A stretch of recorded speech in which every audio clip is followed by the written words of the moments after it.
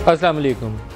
खैबर पख्तूनख्वा में local bodies elections और पाकिस्तान तहरीक इंसाफ की बड़े पैमाने पर हार कहना चाहिए और JUI का राइज सियासत के अंदर वही JUI फजलुर रहमान जिसको आमतौर पर कहा जाता था कि PDM के अंदर वो जुड़ी सिर्फ इसलिए है कि एक दो बड़ी जमातों के साथ उसका कद काठ बड़ा नज़र आए, वो KPK की पॉलिटिक्स के अंदर अच्छा परफॉर्म कर रही है और जो रूलिंग पार्टी है वहाँ से शिकस्त खा रही है। तहरीक इंसाफ के अपने रहनुमाओं ने इंतखाबात में शिकस्त का ज़िम्मेदारी जो बुनियादी तौर पर डाली वो महंगाई के ऊपर डाली। आज दूसरा मौक़िफ़ ये दिया कि नहीं, गलत फ़ैसले हो गए थे इसलिए हम हार गए। लेकिन बुनियादी तौर पर देखा जाए तो इक़्तिसादी मैदान के अंदर मुआशी सूरत हाल के हवाले से जो मुश्किलात इस वक्त मुल्क के सामने हैं वो ना सिर्फ KPK के अंदर बल्कि पाकिस्तान के दीगर हिस्सों में भी पाकिस्तान तहरीक इंसाफ के लिए एक बड़ा चैलेंज साबित होगा। अगर पंजाब में भी बल्दियाती इंतखाबात होते हैं तो महंगाई, बेरोज़गारी एक मसले के तौर पर सामने नज़र आएगी। हुकूमत ने आज काबीना के इजलास के बाद डेट के हवाले से कुछ अदादोशुमार जारी किए जिसमें वो कह रहे हैं कि हम तो कर्ज़े वापस कर रहे हैं और मजमूई तौर पर 55 अरब डॉलर्स हम वापस करेंगे अपने दौरे हुकूमत में। तो हमने स्टेट बैंक ऑफ पाकिस्तान की एक्सटर्नल डेट एंड लाइबिलिटीज़ के नंबर जो हैं गैर मुल्की कर्ज़े और वाजबात, उनकी तादाद 2018 में कितनी थी जब नून लीग की हुकूमत ख़त्म हुई और पाकिस्तान तहरीक इंसाफ को हुकूमत मिली, और आज जब तहरीक इंसाफ तकरीबन 3-3.5 साल पूरे कर चुकी है तो आज कितनी है। तो मालूम ये होता है कि 32 बिलियन डॉलर्स का इजाफा कर चुकी है पाकिस्तान तहरीक इंसाफ एक्सटर्नल डेट के अंदर। 95 बिलियन डॉलर थी मजमूई कर्ज़ों और वाजबात की हमारे ऊपर जो बोझ था वो 95 बिलियन डॉलर्स था ये जून 2018 के अंदर। वो आज की तारीख में नहीं, जो लास्ट अवेलेबल ऑफिशियल नंबर्स हैं उसके मुताबिक 127 बिलियन डॉलर से 127 अरब डॉलर से तजावुज़ कर चुके हैं। 32 अरब डॉलर तहरीक इंसाफ 3 सालों में इजाफा कर चुकी है जो perhaps fastest ever growth in external debt है। और इसी तरीके से जो पाकिस्तान के ऊपर मजमूई कर्ज़ों का और लाइबिलिटीज़ का बोझ है वो 30,000 अरब था। प्राइम मिनिस्टर बार बार तकरीरों में कहते थे कि ये जो चोर और डाकू हैं इस मुल्क को कर्ज़े में डुबो गए हैं। 30,000 अरब कर्ज़ों का बोझ है। वो ऑलमोस्ट 51,000 अरब 21,000 अरब पाकिस्तान तहरीक इंसाफ 3-3.5 सालों में मुल्क के ऊपर उस बोझ में इजाफा कर चुकी है। तो सिचुएशन बहुत मुश्किल है पाकिस्तान के लिए भी और हुकूमत वक्त के लिए भी। ना महंगाई का बोझ कम होना है क्योंकि डिवैल्यूएशन बहुत ज़्यादा हो रही है, कमोडिटी प्राइसेस इंटरनेशनली ज़्यादा है, उसमें तहरीक इंसाफ का सारा कसूर नहीं है। पेट्रोलियम मसनूआत की कीमतें जब बढ़ती हैं तो सब कुछ हो जाता है, लेकिन पाकिस्तान में वो दो धारी तलवार बन जाती है। एक तो इंटरनेशनली वो प्रेशर आना है कमोडिटी प्राइसेस की इंपोर्ट के बायस, यहाँ 7 रुपये की जो बेकदरी है उसने लोगों के लिए जीना दोभर कर दिया। जो पहले 10 रुपये की चीज़ आती थी वो अब 12 की आती है। पाकिस्तान में आके उसका जब रेट कन्वर्ट होता है तो वो पहले जो 10 रुपये पाकिस्तान में वो 15 रुपये की कॉस्ट करती थी, डॉलर को जब कन्वर्ट करते थे रुपयों में, अब वो 15 की बजाय 20-22 की कॉस्ट करने लग गई है। तो यहाँ पे लोग कैसे ख़रीदें, क़ुव्वत ख़रीद तो बढ़ी नहीं, आमदनों में इजाफा नहीं हुआ और कीमतें जो है वो आसमानों को छू गई। उसी का नतीजा ये है कि जब KPK के अंदर लोकल बॉडीज़ इलेक्शन होते हैं तो पेशावर शहर के अंदर से JUI फजलुर रहमान जीत जाती है। हुकूमत वक्त वहाँ बैठी हुई है पिछले 8 सालों से तहरीक इंसाफ की, लेकिन पेशावर से JUI जीत जाती है। मर्दान से अवामी नेशनल पार्टी जीत। पिछले 2 इंतखाबात में जो तहरीक तालिबान ने हमले किए और ANP को जिस तरीके से निशाना बनाया, बहुत ज़्यादा बुरी हालत में थी ANP, लेकिन they did very well in local bodies election का जो फर्स्ट फेज़ है इसके अंदर बहुत अच्छा उन्होंने किया है। कुहाट के अंदर JUI फजलुर रहमान जीत गई है, बन्नू के अंदर JUI फजलुर रहमान जीत गई। तो ये कोई ऐसी सूरत हाल नज़र आती है कि शायद हाउस इन ऑर्डर करना पड़ेगा PTI को। दूसरे मरहला जो आना है KPK के अंदर भी और पंजाब के अंदर भी जो बल्दियाती इंतखाबात आने हैं उसके अंदर अपना घर जो है उसको सुधारना पड़ेगा, अपनी इकनॉमिक मैनेजमेंट बेहतर करनी पड़ेगी। जो प्रोग्राम में आज हमारे साथ छुड़का है पर बात करने के लिए इस्लामाबाद स्टूडियोज़ में फ़ारूक हबीब साहब हैं, वज़ीर मुमलिकत इत्तलाआत के हैं, आपको खुशामदीद कहता हूँ। अज़मा बुखारी PMLN से हमारे साथ होंगी और अब्दुल जलील जान सेक्रेटरी इत्तलाआत JUIF वो हमारे साथ होंगे पेशावर से। सबको खुशामदीद कहता हूँ। फवाद चौधरी साहब ने आज एक ट्वीट भी किया और एक बयान भी दिया।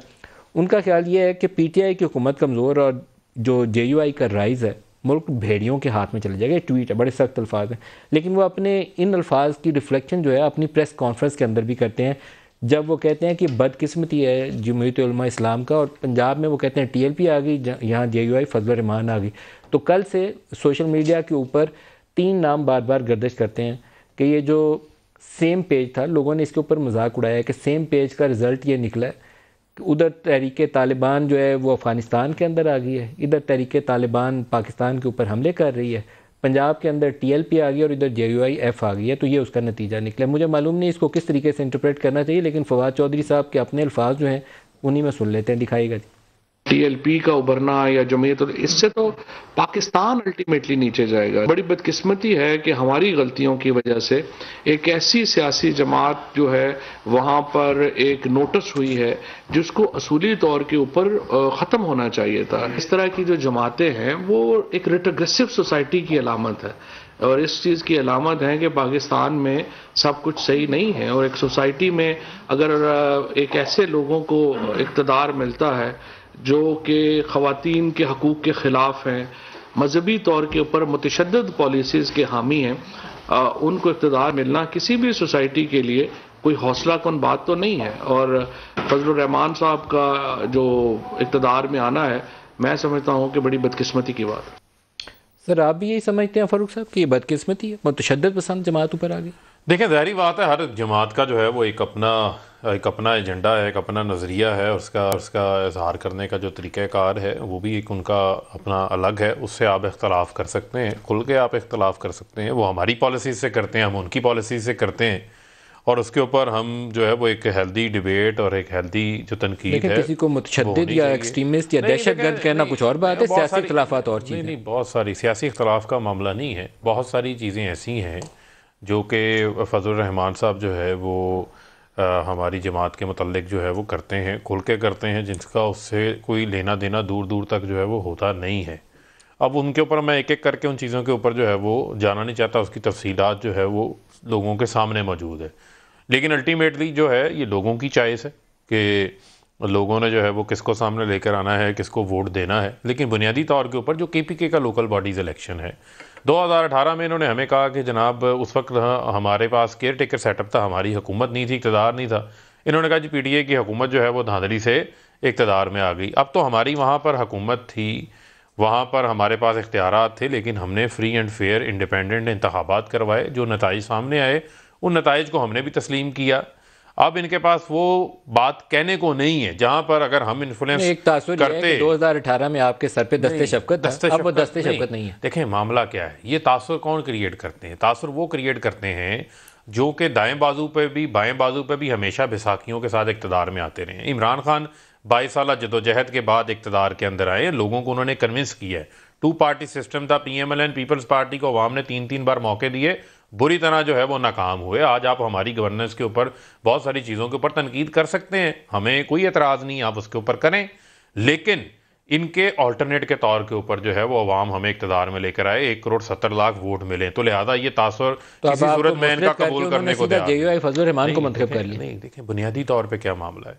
बुनियादी तौर के ऊपर चीज़ ये है कि अभी तो पहला फेज़ है, एक मामला आया, हम उसे तस्लीम करते हैं। हमारे नज़दीक उसमें अगर आप कहते हैं परफॉर्मेंस, महंगाई, ये तमाम चीज़ें, तो फिर इसका इफेक्ट जो है वो हर जगह के ऊपर जो है वो नजर आ रहा है। आपके लीडर्स नहीं, मैं आप ये बात कर रहा हूँ, अगर जो ये तनकीद सामने आ रही थी ना, इसका इफेक्ट फिर नौशहरा में भी आता है, इसका इफेक्ट बाकी जगहों पे भी आता है जहाँ पर हमारे लोग जीते हैं। बुनियादी तौर के ऊपर जो हमारा अपना एनालिसिस है और उसको हम देख रहे हैं, उसमें बहुत सारी जगह ऐसी थी जहाँ हमारे ही टिकट पे भी बंदा खड़ा है, आज़ाद भी खड़ा है, और वो PTI का मुकाबला कर रही है। नून होगी, और नून जिसको टिकट नहीं देगी उसको बंदा आज़ाद खड़ा हो जाता है। बुनियादी तौर के ऊपर क्या मामला है, सिर्फ क्विकली आपको सम अप कर देता हूँ। यहाँ पे 2 बड़ी जमातें जो बड़ा कल से जो है वो इसके ऊपर खुशियां मना रही हैं, पीपल्स पार्टी, नून लीग, दोनों ने जो है वो नीचे से टॉप किया है। आप ये देखें कि वो दूसरे फेज में नून के बंदे ना, सुन तो लें, फर्स्ट फेज में, अभी तो फर्स्ट फेज की बात हो रही ना, आप भी हमें फर्स्ट फेज पे कह रहे हैं ना कि JUI आ गई वहां पर, वरना मैं भी कह देता सेकंड फेज सिटी मेयर की सारी सीटें सुन तो लेना, वरना मैं भी कह देता सेकंड फेज का इंतजार कर लेना। तो ये जस्टिफिकेशन नहीं है। इसका मतलब ये है कि पीपल्स पार्टी, नून लीग की KPK के अंदर सफाया हो गया। ये इनके लिए लम्हा फिक्रिया है। सिंध में PTI कीड़े ढूंढने से पहले अपना देखें, सिटिंग गवर्नमेंट इतने बुरे तरीके से सिंध में PTI नहीं, सिंध में PTI का मुकाबला है। पूछते हैं अब्दुल जलील साहब, हर जगह पे PTI का मुकाबला। JUI फजलुर रहमान एक मुतशद्दिद ख्यालात की हामिल सियासी जमात, एक्सट्रीमिस्ट आउटफिट है, और आपका आना ये एक अफसोसनाक है, दुख दर्द की बात है। मुल्क जो है भेड़ियों के हाथ में चले जाएगा, कुछ ऐसी सूरत हाल है। बिस्मिल्लाहिर्रहमानिर्रहीम, शुक्रिया जनाब। फवाद चौधरी साहब जो हैं कल मुशर्रफ के चपड़ासी थे फिर उसके बाद असफ ज़रदारी के बन गए, फिर आज इमरान खान के। और इनको पता होगा, तारीख़ का मुताला इसका नहीं है कि हमारी जमात 100 साल तारीख़ रखती है। हमने 2017 में 100 साल 7 साल इज्तिमा किया है। ये हमें आज कह रहे हैं कि इनकी जमात इस तरह है। हम तो आइन और कानून के साथ वाबस्ता लोग हैं। हमने जमहूरियत का रास्ता इख्तियार किया हुआ है। हमें इस किस्म के बयानात देकर ये क्या पैगाम देना चाहते हैं दुनिया को? हम तो समझते हैं कि हमने सुबह खैबर पख्तूनख्वा में हुकूमत की है और हम इंशाअल्लाह आइंदा हुकूमत करने की सलाहियत रखते हैं। हमारी हुकूमत में मरकज़ में अगर हम थे थोड़ा सा या सूबे में थे तो हमारी हुकूमत से क्या गिला है इनको? क्या हमारी जमात से क्या गिला है इनको? यही गिला है कि हमने इनको शिकस्त दी है। हमारा मुकाबला इनके साथ था, हमने इनको शिकस्त दी है। ये शख्स जो है जलील साहब, क्या आपकी जमात जेयूआई फजलुर रहमान की जो जीत है इसका कोई तहरीके तालिबान पाकिस्तान या तहरीके तालिबान अफगानिस्तान इसके साथ भी कोई है, कोई ऐसा कोई लिंकेज के इकट्ठे वो भी ऊपर आए हैं तो आप भी साथ जीत गए, कुछ ऐसा हुआ है? जनाब देख ऐसे आप इस किस्म के सवालात करके कौम को क्या मैसेज दे रहे हैं? मैं समझता हूँ कि हमारा वोट चोरी हुआ था 2018 में और वो वोट हमने वापस ले लिया है और हम मज़ीद भी इनसे वोट छीनेंगे इंशाल्लाह। इन्होंने जो जुल्म जबर किया है, देखे वायलेशन भी किया है, वज़ीर आज़म से लेकर वज़ीर आला तक, अली अमीन गंडापुर से लेकर एक सरकारी अफसर तक इन्होंने इस इंतखाबात में मुदाखलत की कोशिश की। अभी तक हमारे जो हलके हैं उनको मुतनाज़ बनाने की कोशिश की जा रही है। हमारे कुछ हलके अभी तक रिज़ल्ट रुके हुए हैं। इन्होंने डब्बे चोरी किए। इन्होंने इलेक्शन से पहले इलेक्शन के पोलिंग स्टेशन में जाकर सील खोले हैं और वोट बैलेट पेपर निकाल कर ठप्पे लगाए। हम इनको पकड़ा है। तो ये असल में ये लोग अपने आप को नहीं देखते अपने गिरबान में और पार्टियों पर इल्ज़ाम लगाते हैं कि इस किस्म की पार्टियां हैं। हम तो कानून और आइन के पाबंद लोग हैं। ये किस किस्म का शख्सियत है? मैं समझ नहीं आ रही कि फवाद जो हुक्मरान जमात ने आपकी जमात के ऊपर उंगली उठाई है वो तो मुतशद्दद पसंद जमात उन्होंने आपको करार दिया ना, तो क्या आप मुतशद्दद पसंद हैं, म्याना रो हैं, लिबरल हैं? आप कैसे अपनी जमात को आइडेंटिफाई करें? थोड़ी सी वजाहत तो करें, देखने वाले को आसानी हो जाए। हमारे ऊपर कितने हमले हुए हैं आप जरा, आपको तो तारीख पता है ना। हमारे कितने लोग शहीद हुए हैं। मौलाना फजल रहमान साहब तो खुद निशाना बनते हैं। मौलाना फजल रहमान तो खुद निशाना बनते हैं, लेकिन आपकी ज़बानी आपकी जरा ख्यालात की तर्जमानी हो जाएगी। आप अपनी जमात को कैसे आइडेंटिफाई करना चाहेंगे? एक दरमियान हमारी जमात अल्हम्दुलिल्लाह पुरानी तारीख ख्यालात की हामिल है। तो हमारा अमल, हमारा किरदार आप नहीं देख रहे कि हम पार्लियामेंट में जाने वाले लोग हैं, हम पार्लियामेंट में रहने वाले लोग हैं। हम वोट के ज़रिए, हम आइन के ज़रिए असम्बली में आने की कोशिश करते हैं। हमने कब मुतशद्दिदाना कार्रवाई की है? हमारे 14 मिलियन मार्च हुए हैं और हमने 15 दिन धरना दिया है। आपने देखा हमने कोई एक गमला तोड़ा है? आप बताएं ना, आप भी तो उसमें मौजूद थे, आप भी तो आते जाते थे, आपने भी तबसरे किए हैं। हमें दुनिया ने साबित किया है कि सबसे मुनज़्ज़म जमात और सबसे पुरअमन जमात जमीयत उलमा इस्लाम है। हमने 4 साल जो जद्दोजहद की है, हमने जो 4 साल से भी इस पे रद्द-ए-अमल लेते हैं। ये बात आपकी कहने दुरुस्त है कि जो आपका यहाँ धरना आया था उस धरने के अंदर वायलेंस कोई नाम की चीज़ नहीं थी। वो लाए गए, आए यहाँ पे बैठे और वापस गए, लेकिन दरमियान में तोड़ फोड़ नहीं हुई। अज़मा, एक सवाल बड़ा अहम है यहाँ पर जो हमारे यहाँ मेहमान फ़ारूक साहब ने यहाँ उठाया। उन्होंने कहा कि जेयूआई वाले, फजलुर रहमान वाले तो जीते हैं, चलो वो खुशियाँ मना लें। PMLN तो नीचे से पहले नंबर पर अगर आ रही है, दूसरे नंबर पर आ रही है, ये क्यों खुशियाँ मना रहे हैं? आप इसको कैसे डिफेंड करते हैं? शुक्रिया मलिक साहब। बात डिफेंड करने की नहीं है, इनको इतना पता होना चाहिए कि 70% वोट उस हुकूमत को जो 8 साढ़े 8 साल से KPK के अंदर मौजूद है, जिसने तमाम तर सरकारी वसाइल, जिसने तमाम तर हरबे इस्तेमाल किए इलेक्शन चोरी करने के। ये कह रहे हैं हमने इलेक्शन बड़े अच्छे कराए। ओ भाई, इलेक्शन की रात से एक रात पहले जो मेयर पेशावर के इलेक्शन के अंदर जो आपने कारनामे सर अंजाम दिया, मीन गंडापुर के बैलेट बॉक्स लेके भागते की तस्वीरें आज भी सबको मालूम है। और आपने KPK के अंदर कई वाकयात हुए जिसके अंदर जो PTI है उसने पुरतशद्दद वाकयात, और ये दूसरों को पुरतशद्दद कहेंगे। इनको जो है पीटीवी पे हमला भूल गया है। इस्मत जुनेजो जो है ईंटें मार मार के जिसको मारा था वो भूल गया है। अपने सियासी कजन के साथ मिलकर जो पुलिस स्टेशन जलाए थे और जो दंगा फसाद किया था वो इनको भूल गया है। इनको ये इनका धरना और JUIF का धरना, इन दोनों का तकाबली जायजा करें, उसके बाद इनके मुंह से तशद्दुद की बात जो है वो कोई सूट नहीं करती। सिविल नाफरमानी इन्होंने करवाई हुई है, ये एक लश्कर लेकर जो है वो वफाक पे हमला करने के लिए ये आए थे। तो ये बात इनको देखने की है। दो चीजें हैं बड़ी इंपॉर्टेंट। एक तो मलिक साहब जो आज इमरान खान साहब ने ट्वीट किया, उन्होंने कहा कि जी वो हमसे जो है वो सिलेक्शन में खराबी हुई। दूसरी तरफ ये कहते रहे हैं हमेशा, और आप इनके जरा सबके जो है वो निकाल के देखिए बयानात, कि इमरान खान की टिकट जो है वो मैटर करती है, कैंडिडेट तो मैटर ही नहीं करता। तो यहाँ पे आप फॉर्मूला उल्टा कैसे हो गया कि यहाँ पर जो है वो टिकट मैटर नहीं किया, आज आपको चूंकि आप हार गए तो आपने कहा कैंडिडेट जो है वो हमसे ठीक नहीं हुए। बात यह है कि अभी भी नहीं, लेकिन आपने अपना नहीं आपने बताया कि PMLN को क्यों नहीं वहां से 8-10 सीटें मिली, वो आप भी तो बताइए ना। आपके खाते में 3 को लिखा हुआ है, यहाँ 3 के साथ 13 क्यों नहीं है?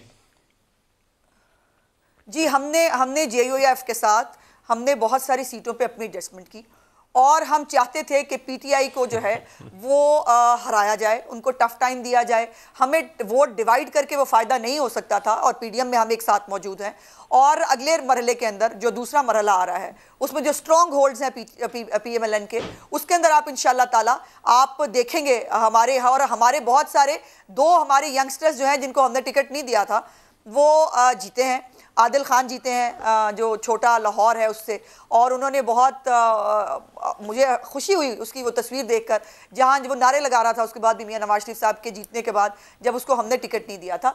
तो ये हमें तो छोड़ दें, हमारी सीना को भी ये ना करें, ये अपनी इंट्रोस्पेक्शन करें। देखिए जो लोकल बॉडीज होते हैं ना मलिक साहब, वो एक मिड टर्म इलेक्शन टाइप सूरत हाल होती है। एक मरियम का स्टेटमेंट भी है, वो आपको सुनवाना चाहूंगा और फिर फारूक से चाहूंगा उसका जवाब भी लें कि इमरान पास वो कहती हैं कि मौका है कि अब छोड़ दें, लेकिन छोड़ेगा कौन, दिखाइएगा जी।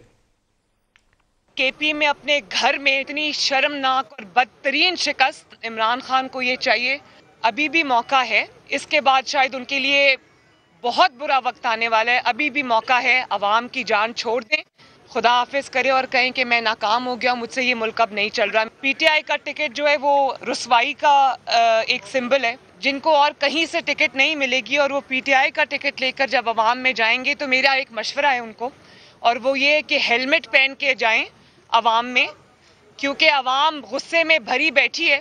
जो आपने अवाम के साथ पिछले 4 साल में किया है, महंगाई में उनको पीस के रख दिया है, कहर है अल्लाह ताला का, कोई खौफ है खुदा का, मतलब आपने लोगों की जिंदगियां अजाब कर दी। बताइए फारूक साहब। देखें, हेलमेट पहन के जाएंगे फिर आप। देखें बात यह है कि फैसलाबाद में वैसे भी वहाँ हैं राना सनाउल्लाह साहब, तैयारी रखिएगा सर। 2 चीज़ें बड़ी अहम हैं। देखें इस किस्म की बातें तो मुज़हका खेज़ बातें होती हैं जो ये कर लेते हैं आके। असल में तो ये मिन्नत समाजत कर रहे हैं ना, मिन्नत समाजत पे बात जब तरलों के ऊपर आ गई है उनकी, तो वो मामला ये है। देखें मुकाबला होता है, इलेक्शन तो अभी आप हारे हैं, सुन तो लेना, मुकाबला तो होता है मैदान में ना, ठीक है। असल में बुनियादी चीज़ क्या है? बुनियादी चीज़ ये है, इनके लिए लम्हा फ़िक्रिया क्या है। एक वक्त था कि ये दोनों जमातों की वफाक की अलामत समझे जाते थे। आज जो पीपल्स पार्टी है वो सिंध के अंदर PTI का पीपल्स पार्टी के साथ मुकाबला है, पंजाब में PTI का नून लीग के साथ मुकाबला है, KP में हमारा मुकाबला JUI और वहाँ की रीजनल जो जमातें हैं उनके साथ है, बलूचिस्तान के अंदर इनके पास उम्मीदवार नहीं है, GB से कश्मीर से ये पहले बुरे तरीके से फारिग हो चुके हैं, इनके पास वहाँ पर उम्मीदवार नहीं है खड़े करने को। और जहाँ ये कहते हैं इमरान खान अपने घर से हार गए, पूरा पाकिस्तान इमरान खान का घर है। पूरे पाकिस्तान पर हमारे पास उम्मीदवार भी हैं, पूरे पाकिस्तान में इमरान खान वो वाहिद लीडर है जिनका वोट बैंक भी मौजूद है। नहीं है KP में जहाँ तक रही बात पीटी है, पंजाब में अगर आप लोकल बॉडीज में गए इससे 2 गुना मार पीटेगी आपको। बात ये है वो हिकमत अमली है ना आपकी, आपका बड़ा मैटर करता है, आपकी टिकट सिलेक्शन मैटर करती है। टिकट देने के बाद वहाँ पर आप अपने पार्टी वर्कर्स को मोबिलाइज करके, अगर कोई दूसरे ग्रुप्स हैं उनके साथ एडजस्टमेंट्स करके बेहतर अंदाज में अगर आप मैनेज करें तो इससे बेहतर नताइज होते हैं। ये हमारा अपना एक इन हाउस मैकेनिज़्म है जिसके ऊपर हम काम कर रहे हैं वहाँ पर भी। लेकिन ये कह देना जनाब कि ये कोई इसमें जो है वो PTI की कोई बहुत बड़ी शिकस्त हो गई है, कोई PTI को जो है वो बहुत बड़ा नुकसान हो गया है, यहीं से जो है वो हम बाउंस बैक करेंगे। जो हमें महंगाई के या बाकी चीज़ों के ताने देते हैं, सिर्फ मैं आपके सामने कुछ चीज़ों का डेटा रखना चाहता हूँ कि मुझे आप ये बताएं, ये मेरे पास जो है वो PBS का डेटा पड़ा है, कोई और डेटा नहीं है मेरे पास। खाने पीने की अशिया है ना, आप घी इंपोर्ट करते हैं, आपने हवाला दे दिया, पेट्रोल का आपने हवाला दे दिया। ये मेरे पास आलू की कीमतें हैं, पिछले साल 55 रुपये किलो थे, अब 47 रुपये किलो। टमाटर पिछले साल इसी महीने में 87 रुपये किलो थे, अब 74 रुपये किलो है। इसी साल चिकन जो है वो 233 रुपये था, अब 196 रुपये किलो है। प्याज इसी साल जो है वो हमारा जो है वो 37 रुपये किलो था, अब जो है वो 40 रुपये किलो है। मिनिमम सा फ़र्क है। इसी तरीके से अंडे 200 रुपये दर्जन थे, इस साल अभी जो है वो 180 रुपये है। ये वो खाने पीने की चीज़ों का मैंने आपको असर बताया। जहाँ रह कि बिजली का, पेट्रोल का, इनका इम्पैक्ट जो है वो आलमी सतह के ऊपर जो कीमतें हैं उसकी वजह से उसके ऊपर पड़ा है। ये कह देना आज जो है वो रिकॉर्ड कॉटन की पैदावार, रिकॉर्ड आपकी शुगर केन की पैदावार, 400 अरब रुपया किसान की जेब में इजाफी गया है। रिकॉर्ड जो है वो गाड़ियों की पैदावार आपके पास हो रही, बाइंग हो रही है, लोग खरीद रहे हैं। मिडिल क्लास सुजुकी ऑल्टो देख लें, छोटी गाड़ियां जो मिडिल क्लास की हैं वो बाय कर रहे हैं। घरों के लिए हमने माहौल बनाया है, सेहत कार्ड हम लेकर आए हैं। ये हमारे अच्छे इनिशिएटिव्स भी हैं, इनको अप्रिशिएट भी करना चाहिए। केपी के अवाम को नजर नहीं आए, जहां हुकूमत भी है। एक ब्रेक ले लें, हमारे साथ रहिएगा। उसमें हमें सबसे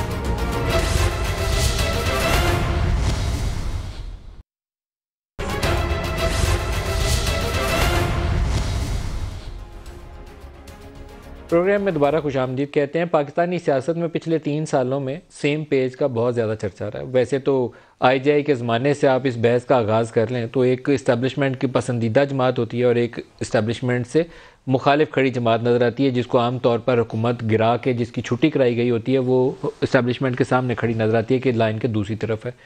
आसिफ जरदारी साहब ने एक बयान दिया और वो बयान जो है वो बड़ा मानी खेज़ बयान है। वो कहते हैं कि हमें बुलाया जा रहा है कि कोई फार्मूला बनाए। वो सुन लें पहले, उसके ऊपर बात करते हैं। दिखाएगा जी।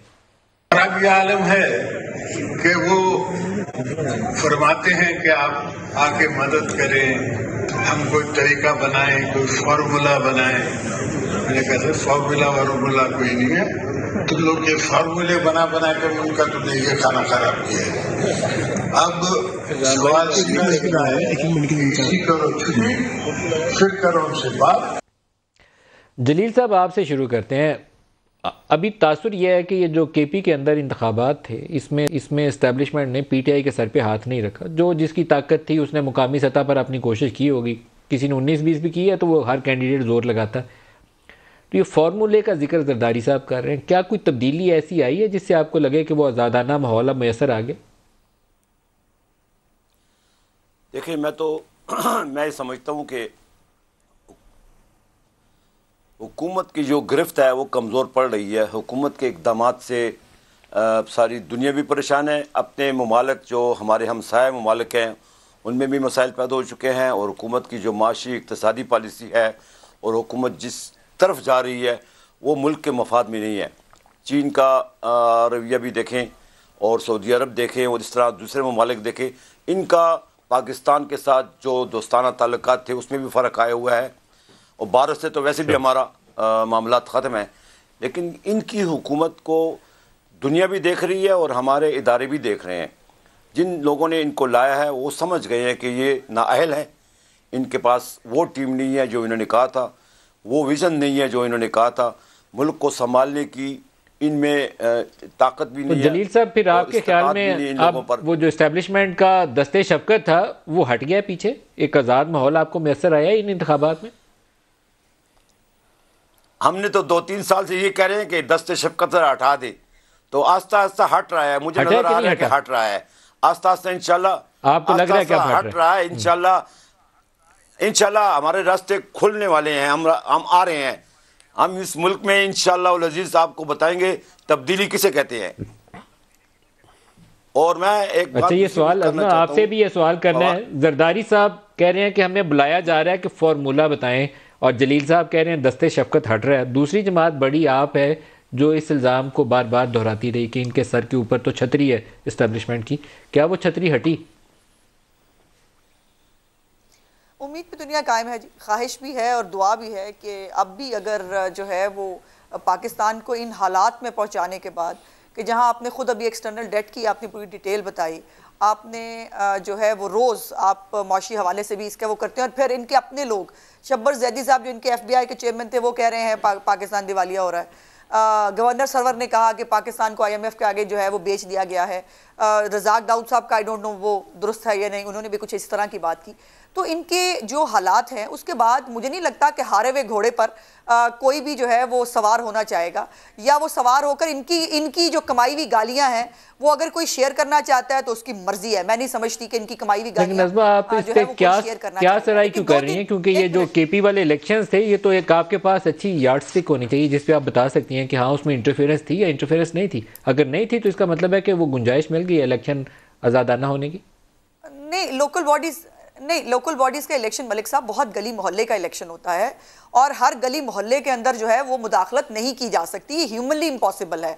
वो इलेक्शंस बड़े बड़े हैं जो RTS बंद करके सिलेक्ट हो जाते हैं और वाकई वो नहीं, लेकिन सिटी मेयर वाला छोटा इलेक्शन नहीं था ना, सिटी मेयर बड़े इलेक्शन थे और सिटी मेयर में ये हार जाते हैं अगर पेशावर से, मर्दान से, बन्नू से, तो ये बड़ा इंपॉर्टेंट है।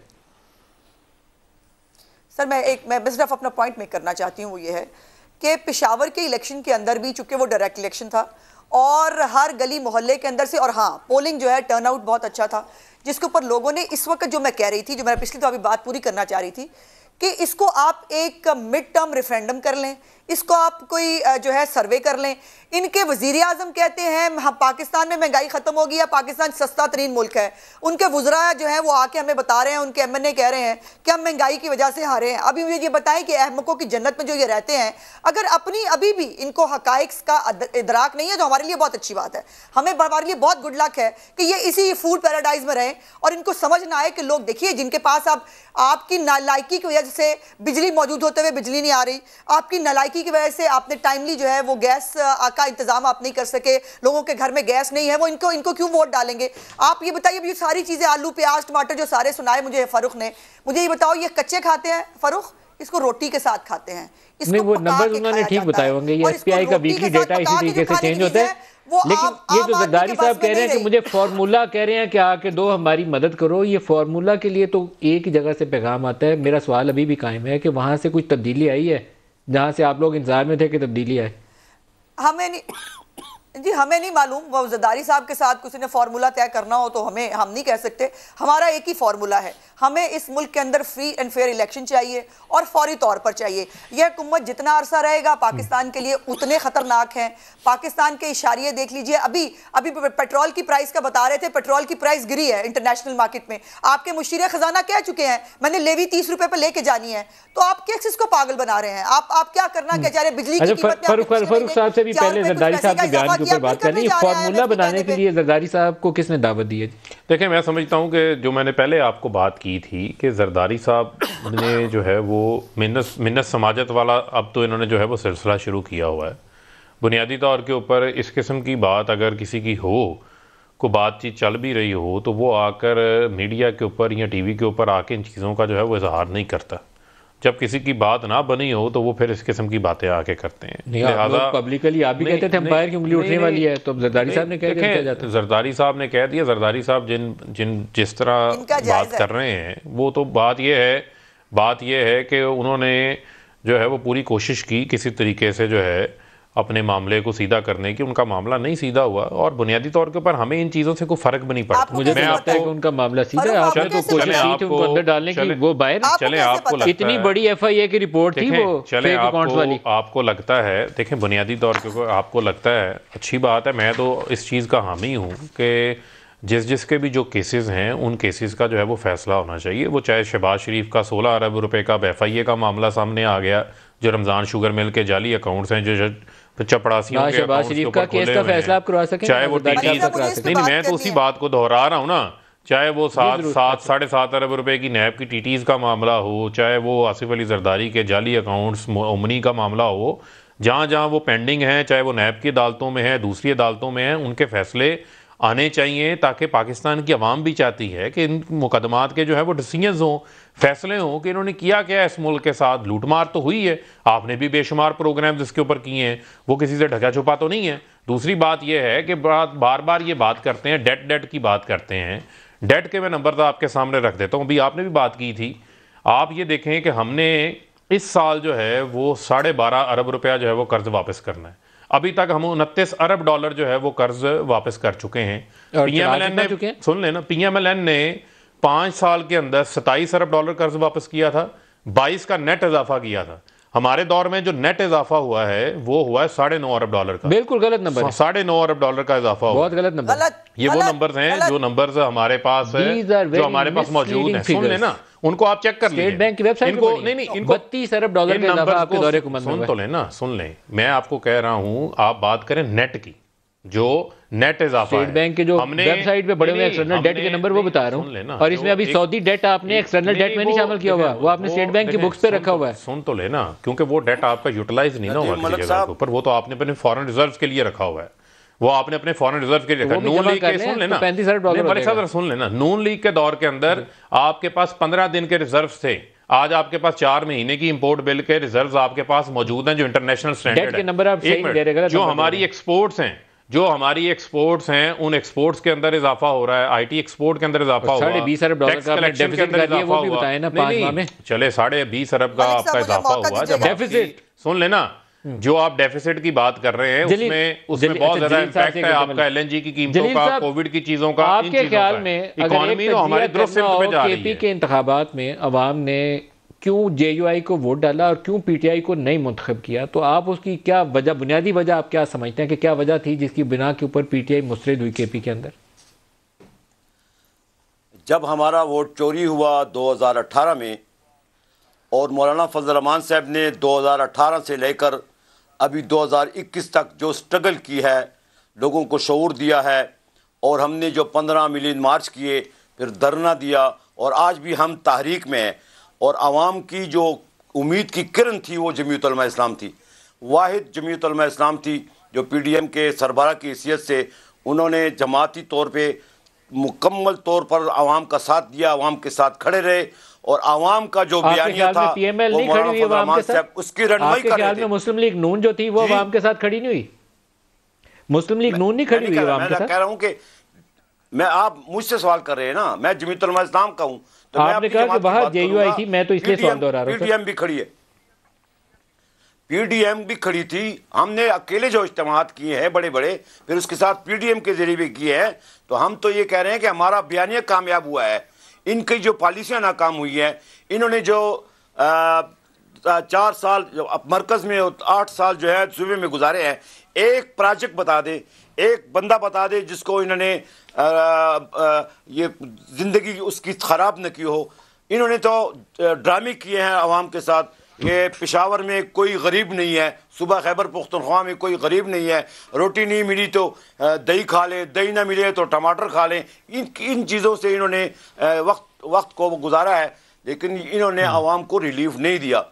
सुबह से लेकर शाम तक जलील साहब, ऐसे मैं ब्रेक की तरफ जा रहा हूँ, जो शहबाज शरीफ साहब, जरदारी साहब ने धरने के दिनों में जो आपको बीच चौराहे में आपका साथ छोड़ गए थे, उन दोनों को अब केपी के इंतखाबात के नताइज देखकर अफसोस होता होगा अपने उस फैसले के ऊपर।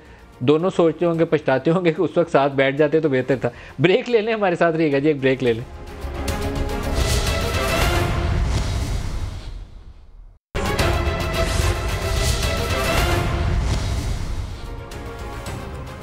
Welcome back. आइंदा जब भी इंतखाबात होंगे उसमें पाकिस्तान की मुआशी सूरत हाल एक मेजर फैक्टर होगा जिसकी बिना के ऊपर वोट देने का लोग फैसला करेंगे। आम तौर पर जब आप हुकूमत लेते हैं तो पहले साल माजी की हुकूमतों को इल्ज़ाम देना बहुत आसान होता है, लेकिन चौथे साल में भी आप कीड़े मुखालफिन में निकालते रहें, अपनी कारकर्दगी ना गिनवा सके तो फिर मुश्किल होती है। प्राइम मिनिस्टर ने आज एक तकरीर में इक़्तिसादी सूरत हाल का जिक्र किया, दिखाएगा जी। इस मुल्क को जैसे ही हम ये क्राइसिस, ये जो हमारा सिर्फ एक करंट अकाउंट का बना हुआ है कि हमारा डॉलर्स, हमारे जैसे हम ग्रो करने चलते हैं तो हमें डॉलर्स की कमी हो जाती है, और डॉलर्स की कमी होती है हमारे रुपए पे प्रेशर पड़ जाता है, वो हमें वो चोकिंग पॉइंट आ जाता है। जैसे ही हमने अपना ये सॉर्ट आउट कर लिया करंट अकाउंट का, और हम कर गए थे, अगर ये कमोडिटी प्राइसेस एकदम दुगने ना हो जाते 3-4 महीने में, हम कर गए थे, वो हमारा करंट अकाउंट बैलेंस हो गया था। वो टेम्पररी हमें शॉक मिला है। मेरे में कोई शक नहीं कि जैसे हम इंशाल्लाह यहां से निकलेंगे, हमारा मुल्क आप देखेंगे कि कितनी एक वक्त पे जो मिसाल दी जाती थी 60s में, ये बड़ी तेजी से तरक्की करेगा। पाकिस्तान 3 साल एक स्टेबलाइजेशन प्रोग्राम चलाने के बाद, जिसके बाद इसको संभलना चाहिए था, दोबारा मुश्किल में घिर चुका है, जिसकी बिना के ऊपर शब्बर जैदी और बाकी लोगों ने चीखना शुरू किया कि हम तो वो गोइंग कंसर्न नहीं रह गए कि 7 अरब डॉलर का करंट अकाउंट डेफिसिट दोबारा 5 माह में हो गया। अज़मा आपकी तरफ आता हूँ। हम इक़्तिसादी मामलात में बहुत मार खा रहे हैं और एक मुस्तहकम इकनॉमिक मैनेजमेंट वो लैग कर रहे हैं। कैसे इस रास्ते से, इस दुराहे से हम निकलेंगे? रोज़ाना उसमें फंस जाते हैं। देखिए मलिक साहब, पहले मैं पिछले टॉपिक पे भी बात करी थी, आपके सवाल का जवाब देके मैं ज़रूर उस पर बात करना चाहती हूँ।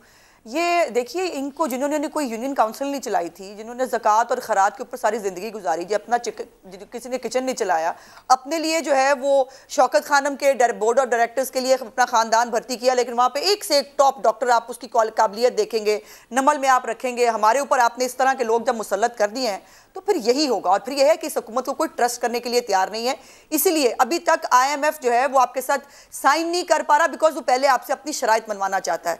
और जब आपने देखे इतने बड़े माफियाज आप पाल रहे हैं, आप नहीं मान रहे, दुनिया को तो नहीं पता, दुनिया को पता है ना कि आप इस मुल्क के साथ कर क्या रहे हैं, कहां से ब्लीड हो रहा है, और इसलिए वो आपको ट्रस्ट नहीं करते। जो दूसरी इंपॉर्टेंट बात मुझे करनी है, जो पहले एहतसाब के बारे में हो रही थी, आज भी नैब ने मरीम नवाज साहिबा की अपील के अंदर जो है वो दोबारा उनको बुखार हो गया, उनका बुखार ही नहीं खत्म हो रहा जब से उनसे 10 सवालों के जवाब मांगे हैं हाई कोर्ट के जजेस साहिबान ने। वो बराए मेहरबानी जो इतने बड़े बक्से थे, वो शवाहिद नाकाबिले तरदीद थे, वो मेहरबानी करके भिजवाते क्यों नहीं है, नैब को बताते क्यों नहीं है, दे के वो भिजवाए और बताएं कि जो है वो असासा कैसे जो है उन्होंने साबित कर लिया था कि वो उनके नाम पे था। और दूसरी बात यह है, डेविड रोज आपको पता है बहुत करीब जो है बड़ी है शहजाद अकबर के, उन्होंने भी 5 दफा मोहलत मांग लिया जवाब देने के लिए। 1 मिनट मलिक साहब, आखिरी बात पूरी करें। शहबाज शरीफ, ज़रदारी साहब, मरियम, इनके केसेस को अदालती निजाम से थ्रू करा गए अपने 5 साल में, तो नहीं, आपने ये बिल्कुल पर्टिनेंट बात नहीं, आपने मुश्किल लगता है मुझे, आपने बिल्कुल पर्टिनेंट बात की है। और मैं समझता हूँ कि लोग भी ये चाहते हैं, और मैं समझता हूँ कि देखें ना, क्या मजाक है कि 25-25 हज़ार 15-15 हज़ार रुपये माहवार तनख्वाहों के लोगों के ऊपर ये शरीफ ख़ानदान के पास ये अलादीन का चिराग है जो ये रगड़ते हैं, उनके अकाउंटों में 2-2 अरब 3-3 अरब 4-4 अरब चला जाता है। कोई कहता है कि मैं जनाब गुजरात का जो है वो बड़ा प्रॉपर्टी टाइकून हूँ, मुझे जो है वो ब्यूटिफिकेशन कमेटी का चेयरमैन बना दिया, लिहाजा मैंने 1.5 अरब रुपया जो है वो शहबाज शरीफ को जो है तोहफे में दे दिया, उनके जो मलक मकसूद हैं उनके अकाउंट के अंदर जो है वो मैंने डाल दिया। अब मुझे ये बताएं, ये मजाक किसी जगह के ऊपर नहीं होता। अब मैं समझता हूँ इन केसेस को मुंतकी अंजाम तक लेके जाना है, इसके अंदर किसी किस्म का कोई इल्तवा, किसी किस्म की कोई रुकावट जो है वो नहीं होनी चाहिए। नहीं देखें, बुनियादी तौर के ऊपर ये तो हमारा जो अदालती सिस्टम है उस सिस्टम के अंदर इल्तवाएँ हैं। अभी इन्होंने नैब के इल्तवा की बात की, अपनी बात नहीं करेंगी, जो 15 इल्तवाएँ इन्होंने ली हैं, 3-3.25 साल से इन्होंने केस को नहीं चलने दिया। मैं तो नैब को भी चाहिए किसी किस्म की इल्तवा ना लें, इन केसेस को जो है वो मुंतकी अंजाम तक पहुँचाएं, क्योंकि अल्हम्दुलिल्लाह ये सासे इनके हैं, इनकी ना लंदन में ना पाकिस्तान में कोई प्रॉपर्टी थी। अब इन 4 फ्लैट्स का जवाब तो इन्होंने देना है, वो इनको देना पड़ेगा। अज़मा बुखारी साहब और फ़ारूक हबीब और अब्दुल जलील जान साहब, सबका बहुत शुक्रिया। आज के लिए इतना ही, इजाज़त दीजिए, खुदा हाफिज़।